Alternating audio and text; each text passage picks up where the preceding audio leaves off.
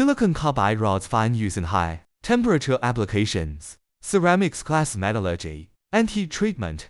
They work under 1600 C in oxidizing, reducing atmospheres with stable heating. For Indians, their durability suits India's varied industrial environments, energy efficiency, fixed cost, sensitive sectors, resistance to voltage fluctuations adapts to India's power supply inconsistencies, making them ideal for local manufacturing needs.